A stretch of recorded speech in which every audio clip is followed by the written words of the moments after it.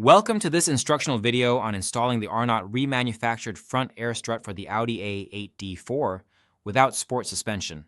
We'll guide you through the process to ensure a smooth and safe installation experience. Before starting, ensure you have the necessary safety measures in place which can be found in the vehicle owner's manual. Lift and immobilize the vehicle properly and isolate any stored energy to prevent injuries or damage. Start by setting the steering to straight ahead. Then raise the vehicle and remove the front wheel. Remove applicable engine bay trim to access the strut top beneath. Next, locate the shock tower and begin by removing applicable engine bay trim. Remove the 4 nuts securing the strut in place. Next, disconnect the electrical connector as well as the air line. Also disconnect the ride height sensor.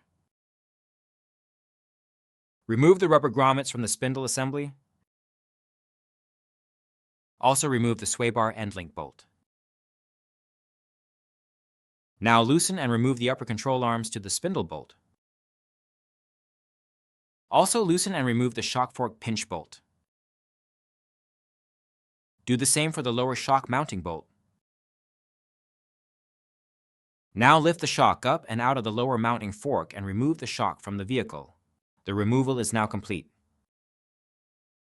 Install the Arnott Remanufactured front air strut in the reverse order of removal. Tighten all nuts and bolts to the vehicle manufacturer's specifications to ensure a secure and proper fit. Thank you for following our guide on replacing the front air strut of an Audi A8 D4 with an Arnott Remanufactured part. Proper installation ensures the longevity and performance of your vehicle's suspension system. Stay safe and happy repairing.